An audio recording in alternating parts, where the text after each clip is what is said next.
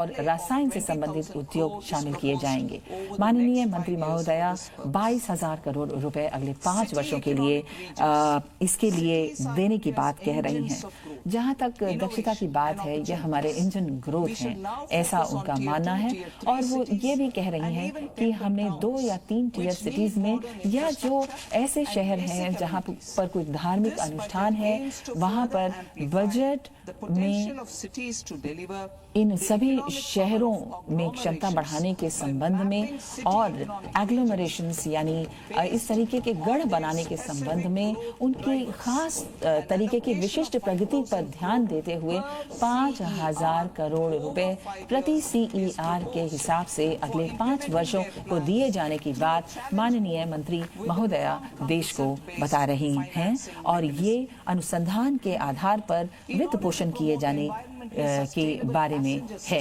इसके अलावा हमारे पैसेंजर्स यानी यात्रियों के बारे में अगर हम कहें तो हाई स्पीड रेल गलियारे यानी कॉरिडोर्स शहरों के बीच बनाए जाएंगे, जिनमें वो कहती हैं कि संपर्क मुंबई से पुणे, पुणे से हैदराबाद, हैदराबाद से बेंगलुरु, हैदराबाद से चेन्नई, चेन्नई से बेंगलुरु और दिल्ली से वाराणसी और वाराणसी से सिलीगुड़ी के ये फास्ट ट्रैक कॉरिडोर्स माननीय मंत्री महोदया अपने बजट के जरिए पूरे राष्ट्र को बता रही हैं।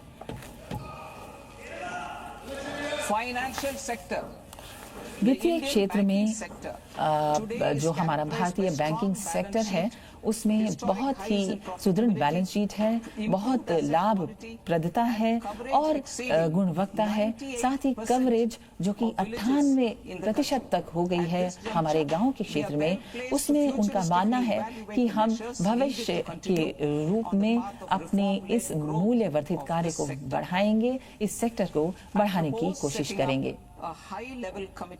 हम एक उच्च स्तरीय समिति बैंकिंग के क्षेत्र में विकसित भारत में स्थापित करेंगे। उच्च स्तरीय समिति बैंकिंग के क्षेत्र में विकसित भारत के लिए जो इस पूरे सेक्टर की पुनरीक्षा करेगी, उसे रिव्यू करेगी और देखेगी कि किस तरीके से हम इस वृद्धि को आगे बढ़ा सकते हैं। सभी को समावेश करते हुए, सभी को इसमें शामिल करते हुए, सुदृढ़ करते हुए विकसित भारत के लिए हमारी सारी रणनीति तैयार है। और हम निवेश के क्षेत्र में, प्रौद्योगिकी को अपनाने के क्षेत्र में और दक्षता को बनाने के क्षेत्र में पूरी तरह से कार्य करेंगे। ये हमारा प्रथम कदम होगा जिसमें हम पूरा ढांचागत विकास करेंगे वित्तीय कॉरपोरेशन के जरिए और ग्रामीण विद्युतीकरण कॉरपोरेशन के जरिए एक पूरा काम करेंगे। हम फॉरेन एक्सचेंज प्रबंधन के क्षेत्र में एक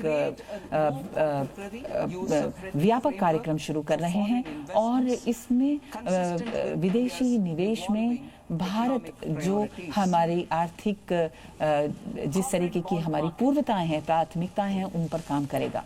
कॉर्पोरेट मार्केट के क्षेत्र में हम विपणन से संबंधित एक नीतिगत योजना बनाएंगे, फ्रेमवर्क बनाएंगे, जिसमें हम ये प्रयास करेंगे कि हम कॉर्पोरेट बॉन्ड्स पर कुछ काम कर सकें।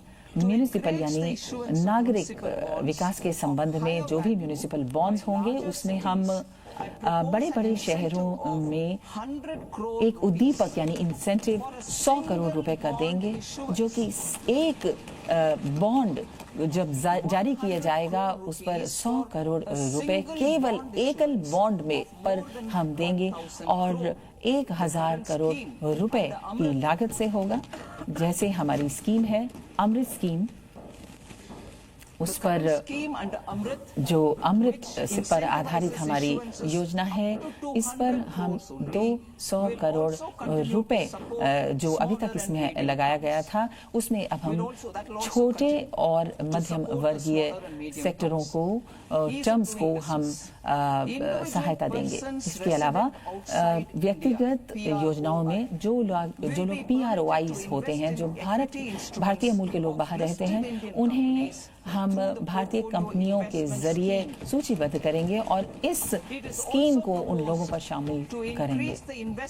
इसके अलावा हम हर व्यक्ति के लिए PROI के लिए निवेश की जो स्कीम है उसे 5% से बढ़ाकर 10% करते हैं। उसके पूरे निवेश पर कोई भी व्यक्तिगत PROI जो निवेश करेगा उसे 10% से हम बढ़ाकर 24% करते हैं। इसके अलावा हमारी जितनी भी टेक्नोलॉजीज हैं AI में, यानी कृत्रिम बुद्धिजीविता, आर्टिफिशियल इंटेलिजेंस में, हम ये कहेंगे, माननीय मंत्री जी का भी ये कहना है कि हमारे किसानों के लिए, महिलाओं के लिए जो स्टेम में हैं, जो युवा लोग जो खुद को प्रौद्योगिकी में आगे लाना चाहते हैं और एंटरप्रेन्योर्स यानी उद्यमी जो इस क्षेत्र में काम करना चाहते हैं, उनमें सरकार ने काफ़ी काम करने की कोशिश की है। बहुत से AI यानी कृत्रिम बुद्धिजीविता से संबंधित मिशन हमने शुरू किए हैं। राष्ट्रीय शोध निधि शुरू की गई है और नवाचार यानी इनोवेशन के क्षेत्र में भी निधियां शुरू की गई हैं। हमारा जो दूसरा कर्तव्य है वो है क्षमता निर्माण।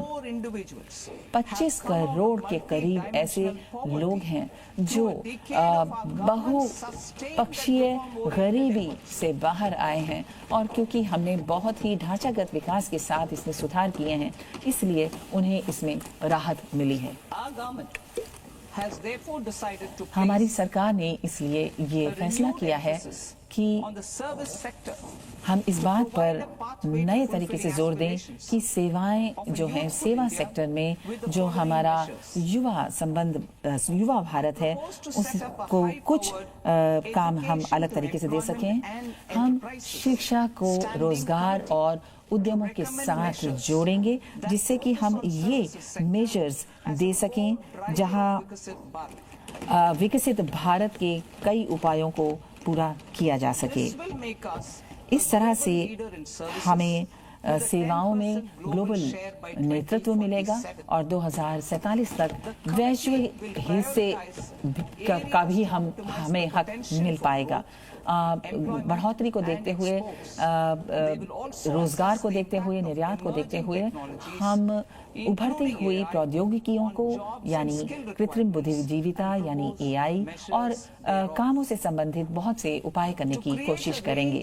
इसके अलावा हम एक ऐसा रेंज बनाएंगे दक्षता के संबंध में लोगों के कैरियर का रास्ता बनाने के लिए, खासकर युवाओं के लिए।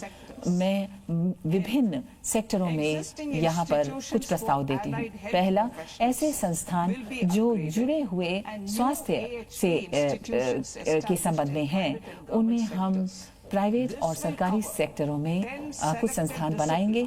10 चुने हुए विषय लिए जाएंगे: ऑप्टोमेट्री, रेडियोलॉजी, एनेस्थेसिया, OT प्रौद्योगिकी, अप्लाइड साइकोलॉजी यानी मनोविज्ञान, अप्लाइड मनोविज्ञान और स्वास्थ्य से संबंधित हम 1 लाख SPs अगले 5 वर्षों में यहाँ देंगे। इसके अलावा एक सुदृढ़ केयर प्रणाली यानी पीडियाट्रिक शिशुओं से संबंधित सेवाएं दी जाएंगी। NSQFs से जुड़े कार्यक्रम शुरू किए जाएंगे और बहुत से बहुदक्षता प्राप्त लोगों को प्रशिक्षण दिया जाएगा। बहुदक्षता में, बहुमुखी दक्षता में, जैसे वेलनेस, योगा या स्वास्थ्य से संबंधित जो हमारे उपकरण हैं उनमें प्रशिक्षण करीब 1 लाख लोगों को अगले कई वर्षों में प्रशिक्षण दिया जाएगा। स्वास्थ्य के क्षेत्र में जो पर्यटन है वो बहुत लोकप्रिय होता जा रहा है और स्वास्थ्य के संबंध में पर्यटन की सेवाएं देंगे और इसमें एक स्कीम हम राज्यों के लिए शुरू करेंगे जिसमें 5 प्रादेशिक स्वास्थ्य हब्स शुरू किए जाएंगे जिनमें निजी सेक्टर को आगे लाया जाएगा। ये जो हब्स होंगे, ये जो गढ़ होंगे, ये स्वास्थ्य से संबंधित कॉम्प्लेक्सेस लाएंगे, स्वास्थ्य और इससे संबंधित सेवाएं दी जाएंगी। आयुष केंद्र, स्वास्थ्य मूल्य टूरिस्ट सेंटर्स, डायग्नोस्टिक सेंटर्स और बीमारी के बाद की केयर से संबंधित सेंटर्स, और इस तरीके से एक और सेंटर शुरू किया जाएगा जिसमें काम के क्षेत्र में, स्वास्थ्य के क्षेत्र में डॉक्टर्स उपलब्ध कराए जाएंगे, AFHQs और उनके सहायक उपलब्ध किए जाएंगे। भारतीय के प्राचीन योगा को दुनिया में बहुत ही सम्मान मिला है और इसे वैश्विक तौर पर बहुत ही पहचान मिली है जब हमारे माननीय प्रधानमंत्री जी ने इसे यूनाइटेड नेशंस ऑर्गेनाइजेशंस में शुरू किया। इसी तरह से आयुष, आयुर्वेदा, इन सभी दवाइयों को वैश्विक स्तर पर बहुत पहचान दी गई है। इसके अतिरिक्त हमारे किसानों को उनकी बढ़ोतरी में बहुत ज़्यादा लाभ दिए जाने की बात कही गई है। हम ग्लोबल हब्स बनाने की बात करते हैं और इसमें हम ये भी कोशिश कर रहे हैं कि हम 3 अखिल भारतीय संस्थान आयुर्विज्ञान के यहाँ शुरू करेंगे।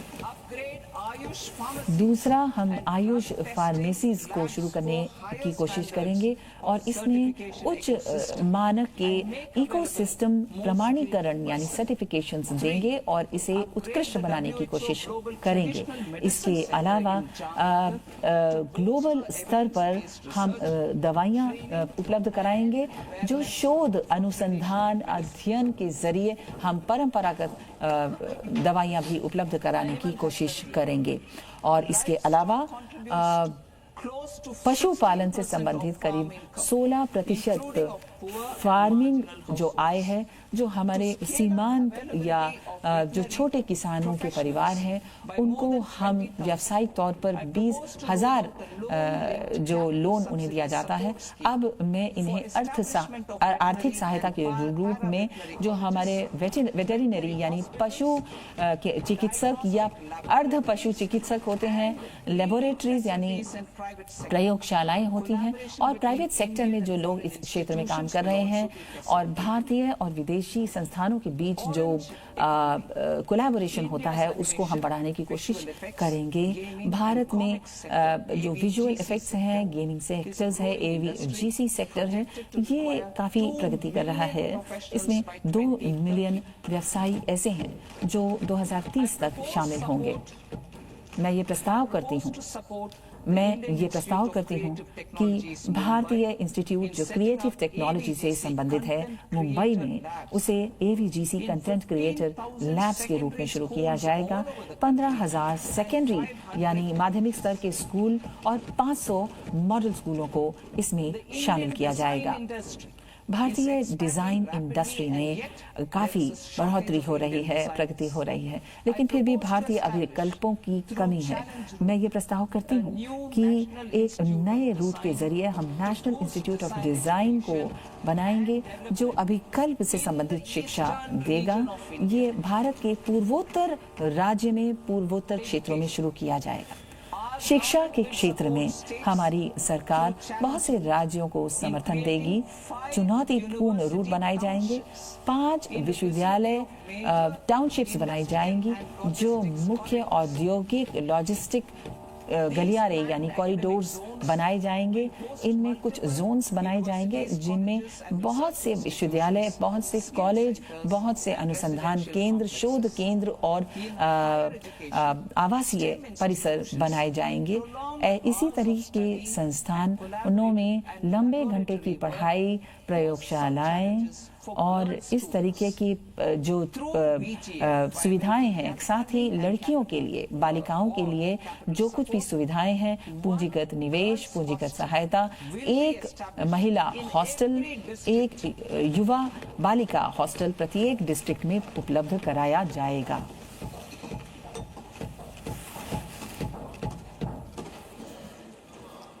To promote astrophysics and astronomy. Astrophysics यानी एक ऐसी भौतिकी का अध्ययन जो हम पूरे ब्रह्मांड से करते हैं, उसमें टेलीस्कोप यानी दूरबीनें बनाई जाएंगी या उन्हें अद्यतन किया जाएगा। नेशनल टेलीस्कोप, राष्ट्रीय लार्ज ऑप्टिकल इंफ्रारेड दूरबीन, हिमालयन चंद्रा टेलीस्कोप और दूसरा प्लानिटेरियम जो दूरबीन है, टेलीस्कोप है, उसे बढ़ाया जाएगा। टेलीकॉम के क्षेत्र में, दूरसंचार के क्षेत्र में हम जानते हैं कि रोजगार में काफ़ी काम हुआ गया है। फॉरेन एक्सचेंज, विदेशी मुद्रा को हमने अर्जित किया है। हम एक राष्ट्रीय इंस्टीट्यूट ऑफ राष्ट्रीय संस्थान है जो इस क्षेत्र में खोला जाएगा। होटल मैनेजमेंट, होटल प्रबंधन और केटरिंग के संबंध में इसे खोला जाएगा।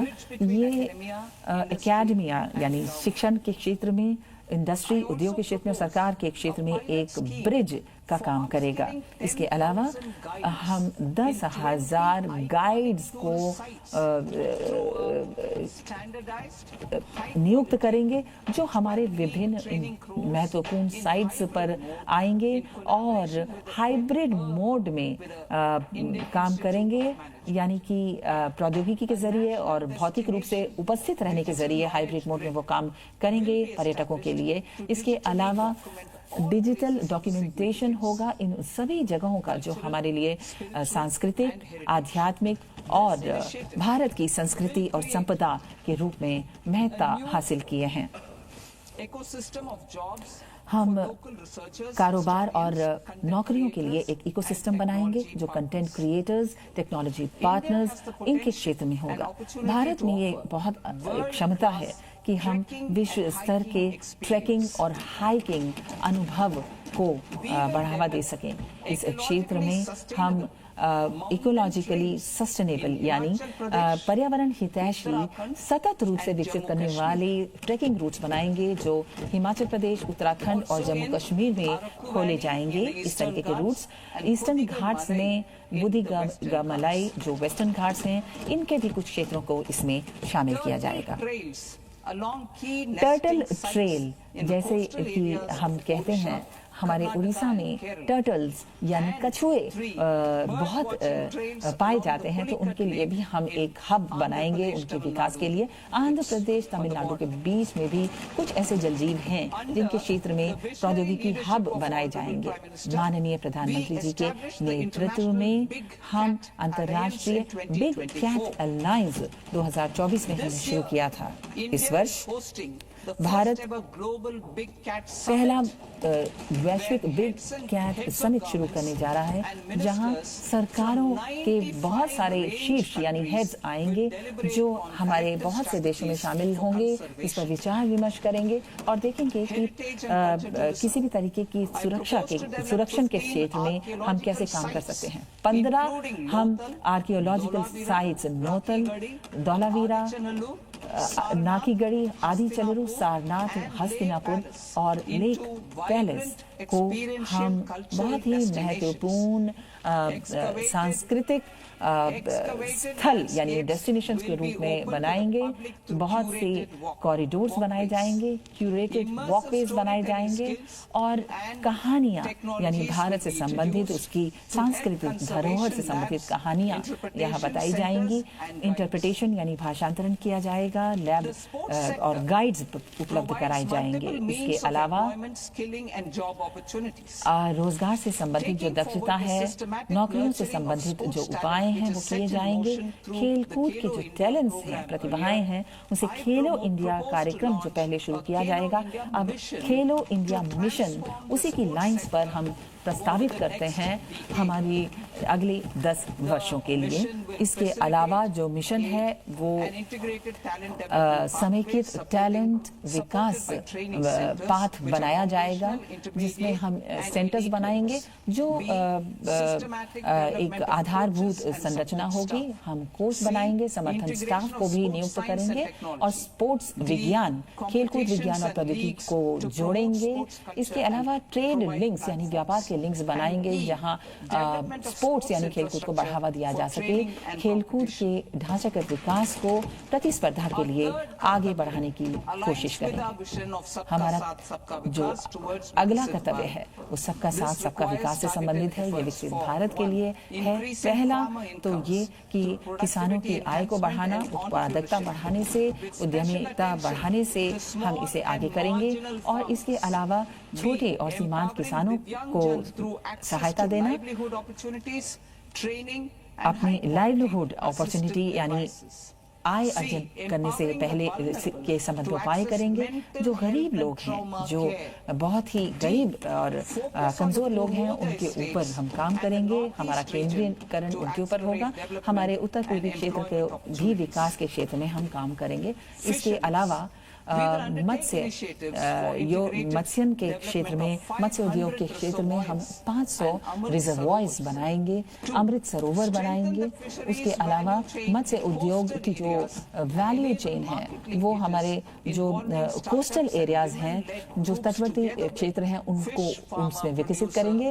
और जो भी हमारे मत्स्य उद्योग से संबंधित किसान हैं, महिलाएं हैं, उनको इसमें शामिल करेंगे। गुणवत्ता से संबंधित रोजगार हम शहरी क्षेत्रों में शुरू करेंगे, खासकर जानवरों के पशुओं के पालन के संबंध में हम ट्रेड सब्सिडी शुरू करेंगे। इसके अलावा लाइव स्टॉक यानी पशु जो धन है उसको विकसित करेंगे। डेयरी, पोल्ट्री, इन सब से संबंधित हम काम करेंगे। उनके लिए केंद्र बनाएंगे, सेंटर्स बनाएंगे और डेयरी, पोल्ट्री और पशुधन के संबंध में हम वैल्यू चेन्स भी बनाएंगे। साथ ही पशुधन के संबंध में जो किसान हैं, उनके संगठनों को हम विकसित करेंगे।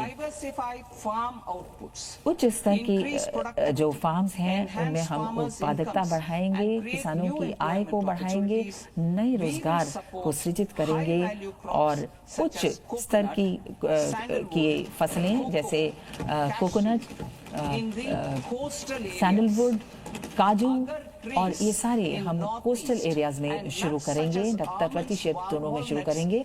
बादाम, अखरोट, इस तरीके की जितने भी हमारी फसलें हैं, इन्हें पहाड़ी इलाकों में शुरू करेंगे। भारत नारियल का बहुत बड़ा उत्पादक है और करीब 10 मिलियन ऐसे किसान हैं जो नारियल की खेती पर निर्भर करते हैं अपनी आय को अर्जित करने के लिए। इसलिए हम नारियल को बढ़ाने के संबंध में एक कोकोनट प्रमोशन स्कीम शुरू करेंगे, जिसमें नारियल की उत्पादकता बढ़ाई जाएगी और बहुत से ऐसे क्षेत्र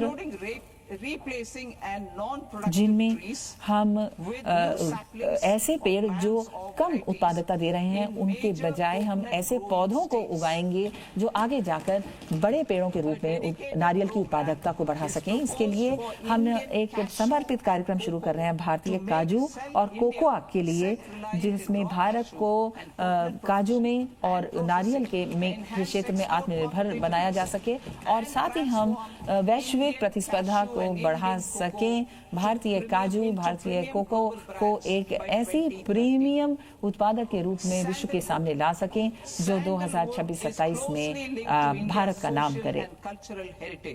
चंदन के क्षेत्र में, सैंडलवुड के क्षेत्र में हम राज्य सरकारों के साथ भागीदारी करेंगे और एक बहुत ही केंद्रित उत्पाद के रूप में हम चंदन जो भारत का पूरे विश्व में मशहूर है, उसे आगे लाने की कोशिश करेंगे, उसे बढ़ावा देंगे। हम इसके लिए बाग बनाएंगे और बहुत ही उच्च स्तर की जो हमारी बादाम है या उसकी गुणवत्ता या अखरोट की गुणवत्ता या काजू की गुणवत्ता को हम बढ़ाएंगे। इसमें हम युवा को भी पहाड़ी क्षेत्रों में शामिल करेंगे। भारत विस्तार यानी एक ऐसा समेकित कार्यक्रम जिसमें हम वर्चुअली भारत विस्तार के जरिए किसानों को जोड़ सकें, जो हमारे सारे एग्रीस्टैक पोर्टल्स को, ICAR को, इन सबको समेकित कर सके और प्रौद्योगिकी के जरिए, कृत्रिम बुद्धिजीविता, आर्टिफिशियल इंटेलिजेंस के जरिए हम इसे ले सकें, किसानों को इसमें शामिल किया जा सके और इस रिस्क को कम किया जा सके कि हमारे किसानों को परामर्श इस वर्चुअल फोरम पर दिया जा सके।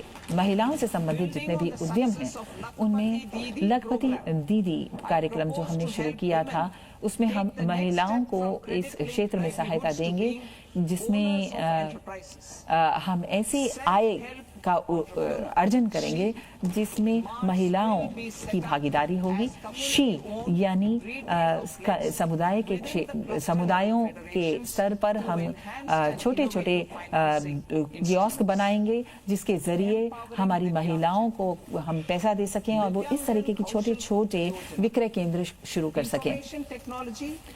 सूचना प्रौद्योगिकी के क्षेत्र में एवीसी सेक्टर है, मेहमान नवाजी यानी हॉस्पिटैलिटी के क्षेत्र में और बहुत सी सेवाओं के क्षेत्र में काम ऐसे होते हैं जो लागत पर आधारित होते हैं और हम इस बात की पूरी कोशिश करेंगे कि हम ऐसी प्रशिक्षण दिव्यांगजन को दे सकें जिससे कि वो अपना काम अपनी आय अर्जित कर सकें। दिव्यांग सहारा योजना के तहत हम ऐसे डिवाइसेस, ऐसे उपकरणों का विकास करेंगे जो हमारे दिव्यांगजन के लिए काम आ सकें और कृत्रिम लिम्स यानी आर्टिफिशियल लिम्स को हम बनाएंगे, उनका विकास करेंगे प्रौद्योगिकी के जरिए ताकि वो हमारे दिव्यांग लोगों को सहायता दे सकें अपने जीवन के स्तर को बढ़ाने के लिए, गुणवत्ता को बढ़ाने के लिए। दिव्यांगता केंद्र शुरू किए जाएंगे और assisted technology marts, modern retail centres के जरिए हमारे दिव्यांग लोग और हमारे सीनियर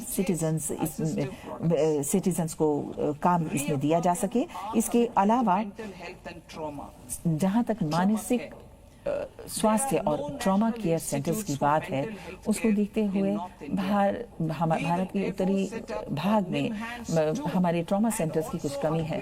हम कोशिश कर रहे हैं कि अभी जो हमारे राष्ट्रीय मेंटल हेल्थ इंस्टीट्यूट्स हैं इनको उन्नयन कर सकें जो रांची में है और नए इंस्टीट्यूट्स खोल सकें और हम नए प्रादेशिक संस्थान भी खोलने की कोशिश करेंगे।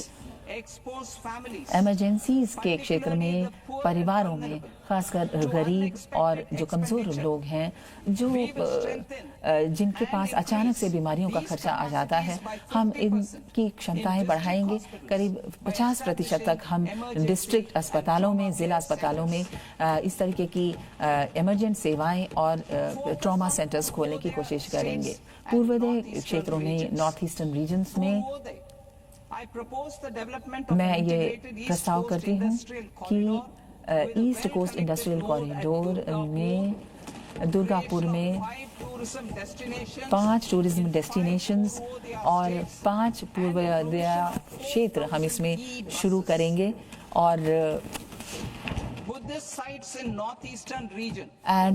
पूर्वी इलाकों में, हमारे भारत के उत्तर पूर्वी इलाकों में हम तेरावाड़ा, महायाना या वज्रायना बुद्धिज्म वहाँ पर है, तो मैं एक स्कीम शुरू करूँगी जिसमें बुद्धिज्म सर्किट हमारे अरुणाचल प्रदेश, सिक्किम, आसाम, मणिपुर, मिजोरम और त्रिपुरा में हम इस तरीके के बुद्धिस्ट सर्किट शुरू करेंगे। इस स्कीम में बहुत से ऐसे मंदिर, मोनेस्ट्रीज और तीर्थ सर्किट शुरू किए जाएंगे और तीर्थ यात्रियों के लिए सुविधाएं दी जाएंगी। 68वां वित्त आयोग जो सितंबर 2025 में जिसने ये अनुशंसाएं अपने रिपोर्ट के रूप में माननीय राष्ट्रपति जी को दी थी, उसमें हमारे संविधान के आर्टिकल 21 प्रावधान 21 में ये एक बहुत बड़ा व्यापक ज्ञापन एक्सप्लेनेटरी मेमोरेंडम दिया गया है जो संसद के पटल पर रखा गया था। माननीय अध्यक्ष महोदय, आपको ये प्रस्तुत किया गया था हमारे सत्र के शुरुआत में और इस आयोग की ने बताया है अपनी अनुशंसाओं में कि 41% की हम भागीदारी करेंगे, जिसे की अनुशंसा आयोग ने की है। इसमें 1.4 लाख करोड़ रुपए इन राज्यों को हम देंगे 2026-27 में, जिसे वित्त आयोग के अनुदान के रूप में दिया जाएगा। इसमें ग्रामीण और शहरी स्थानीय बॉडीज, आपदा प्रबंधन अनुदान वित्तीय संगठन सुदृढ़ीकरण, भारत सरकार वित्तीय सुदृढ़ीकरण पर पूरी तरह से बात कर रही है और इस फिस्कल कंसोलिडेशन को देखते हुए हम वित्तीय प्रबंधन में एक मानक तय करेंगे जो हमने 2025 में भी तय किया था। और तब मैंने बताया था कि हमारा जो जीडीपी अनुपात है वो 1% कम या ज्यादा के रूप में 2031 तक शुरू किया जाएगा और अब ये 55.6% पूरे जीडीपी का है जो कि हमारा बजट अनुमान है 2025-26 में, और अब 56.26% जीडीपी RE रहा है 2025-26 में। अब इस जीडीपी रेशो में गिरावट आ रही है, हमारे संसाधनों में में कमी आ रही है, तो इसीलिए हम इंफ्रास्ट्रक्चर में काम कर रहे हैं। चीनी है और जितने भी राष्ट्रीय इंस्ट्रूमेंट्स हैं उनको देखते हुए हम अपनी वित्तीय जो घाटा है उसमें कमी ला रहे हैं। मैं बहुत खुशी के साथ सदन को ये बताना चाहती हूँ और बहुत प्रसन्न हूँ कि 2021-22 में अब वित्तीय घाटे को कम करके 4% से भी नीचे हम ले आए हैं जो कि 2025-26 में था।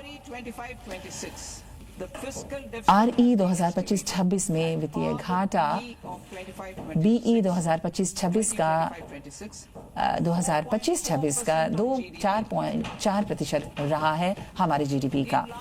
इस क्षेत्र में वित्तीय प्रूडेंस पाथ में जहां हम ऋण के संगठन की बात करते हैं, BE 2026-27 में यह अंदाजा लगाया गया है कि ये जीडीपी का 4.3% है।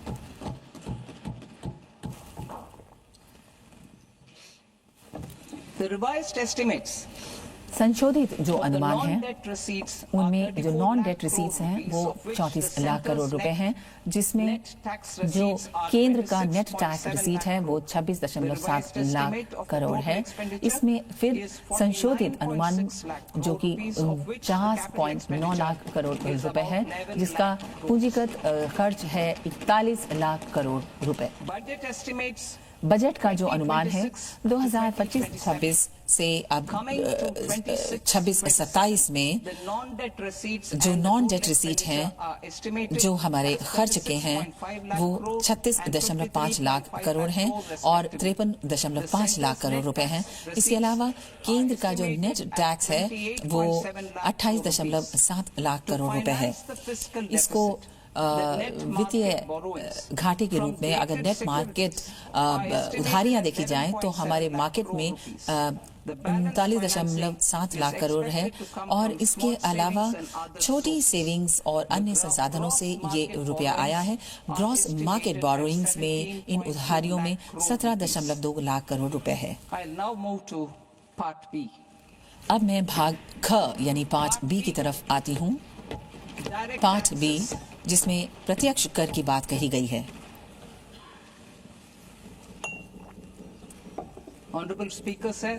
माननीय अध्यक्ष महोदय, अब मैं प्रत्यक्ष कर के जरिए नए आयकर अधिनियम की बात करूंगी। जुलाई 2024 में हमने एक पुनरीक्षा की बात कही थी, इनकम टैक्स एक्ट 1961 की पुनरीक्षा, और वो समयबद्ध तरीके से उसे पूरा किया गया और 2025-26 में पूरा किया गया और 1 अप्रैल 2026 से इसे लागू किया जाएगा। साथ ही हमारी जितने भी अधिसूचित टैक्स पेयर्स हैं, करदाता हैं, उनकी जरूरतों को इसमें पूरा किया जाएगा।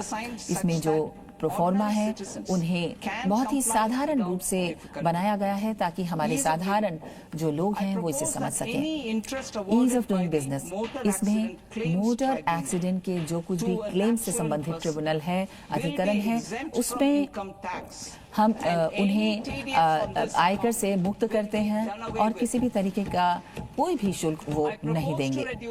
मैं ये भी प्रयोजन